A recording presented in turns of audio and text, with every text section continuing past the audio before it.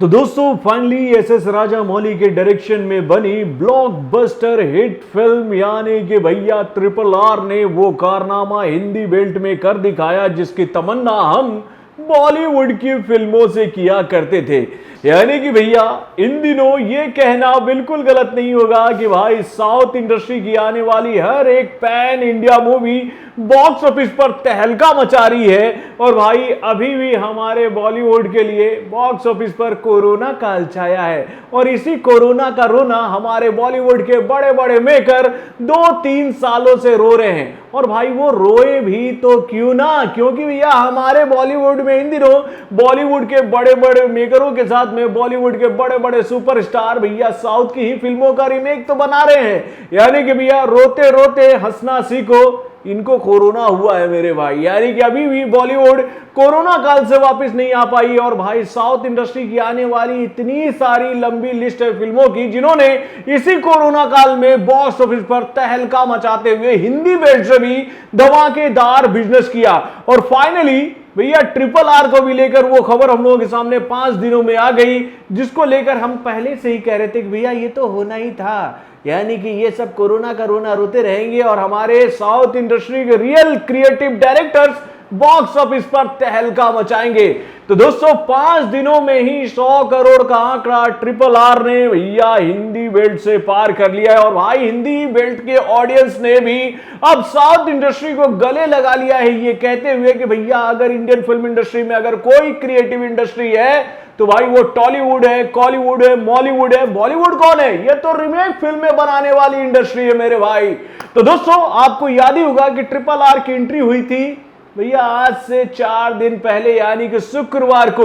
और भाई इस फिल्म ने शुक्रवार को एंट्री मारते ही बॉक्स ऑफिस पर कितने का कलेक्शन किया था? तो भैया वो आंकड़ा था 20 करोड़ 7 लाख रुपए का, यानी कि 20 करोड़ 7 लाख रुपीस का। उसके बाद सैटरडे को इस फिल्म ने जो बॉक्स ऑफिस पर कलेक्शन किया था वो था 24 करोड़ का। और उसके बाद भैया संडे को इस फिल्म ने जबरदस्त कलेक्शन करते हुए 31 करोड़ 50 लाख रुपीस का बिजनेस करते हुए पहले ही वीकेंड में 77 करोड़ 57 लाख का बिजनेस कर लिया इन कोरोना के रोना करने वाले लोगों के सामने में है। तो भैया पहला वीकेंड तो शानदार रहा RRR का। और उसके बाद जब वर्किंग डे आया तो भैया बॉलीवुड के बड़े बड़े क्रिटिक ये कहने लगे कि क्या ये फिल्म वर्किंग डे वाला एग्जाम पास करेगी? तो भैया पासो कर गई है और 100 करोड़ पार भी कर गई है।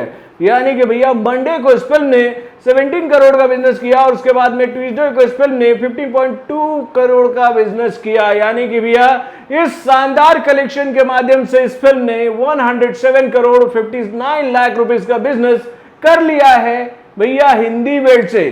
और भाई इन दिनों हमारे बॉलीवुड के बड़े बड़े कलाकार क्या कर रहे हैं? तो भैया एक दूसरे की फिल्म में कैमियो कर रहे हैं और अपने PR के माध्यम से हम लोगों के सामने न्यूज छोड़ते हैं कि भाई शाहरुख खान की फिल्म में सलमान खान कर रहे हैं कैमियो।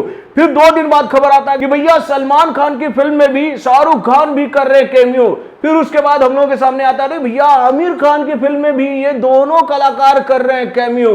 उसके बाद भैया इतनी सारी कैमियो की खबरें हम लोगों के सामने आ रही कि हम कंफ्यूज हो गए हैं कि भाई ये लोग कैमियो क्यों खेल रहे हैं। तो इसका एक लॉजिकल कारण मैं आपको बताता हूं कि देख सलमान तेरा 50 फैन, देख शाहरुख तेरा 50, जोड़ के हुआ 100, इतना ऑडियंस तो पक्का है मेरे भाई। यानी कि ये गेम चल रहा है मेरे भाई इन दिनों। तो भैया मैं तो बॉलीवुड के इन बड़े बड़े कलाकारों से एक ही बात कहना चाहूंगा कि सर आप लोग एक जमाने में इंडियन फिल्म इंडस्ट्री में ओरिजिनल कंटेंट के माध्यम से बॉक्स ऑफिस पर तहलका मचाते थे। अरे ओरिजिनल कंटेंट पर काम कीजिए, अगर कहानी अच्छी नहीं होगी तो ऑडियंस क्या करेगी? नकारेगी ना।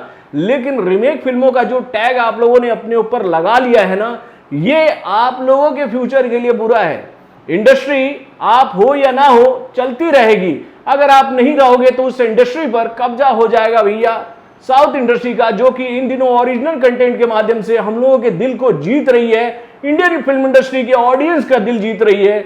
आप लोग भी अगर ऐसा काम करोगे तो भैया आप लोग भी जीवित करोगे, नहीं तो भैया आपके तो बुरे दिन आने वाले हैं। और ये सवाल इन दिनों बॉलीवुड में बहुत ही तेज गति से उठ गई है कि भाई इन दिनों बॉलीवुड में जिन रीमेक फिल्मों का काम बहुत ही तेज गति से हो रहा है उन फिल्मों का क्या होगा? क्या वो फिल्में सीधा सिनेमा घर में रिलीज होंगी या फिर बच्चन पांडे की तरह पिट कर भैया ओटीटी पर आने की तैयारी करेंगी, या फिर भैया जितनी रीमेक फिल्में बन रही हैं वो अब सीधा ओटीटी पर जाएंगी। यानी कि भैया हिंदी ऑडियंस ने भी अब ये ठान लिया है कि भाई आप रीमेक फिल्में हमें बनाकर बेवकूफ बनाओगे तो ऑलरेडी उन फिल्मों को तो हम यूट्यूब पर और उसके साथ में कई सारे भैया मूवी चैनल पर देख रहे हैं, तो भैया उस कहानी को दोबारा हम सिनेमा घर बस उसको हम लोग इसलिए देखने जाएंगे भैया उसमें सलमान खान नजर आएंगे, उसमें अक्षय कुमार नजर आएंगे, उसमें अजय देवगन नजर आएंगे। अरे यार चल क्या रहा है इन दिनों, सीखिए कुछ आप लोग साउथ इंडस्ट्री से, जहां पर इन दिनों ओरिजिनल कंटेंट के माध्यम से भैया लोगों के दिल को जीतने की पूरी तैयारियां चल रही है। यानी कि back to back south industry से ऐसी कई सारी फिल्मों की जानकारियां हम लोगों के सामने आ रही हैं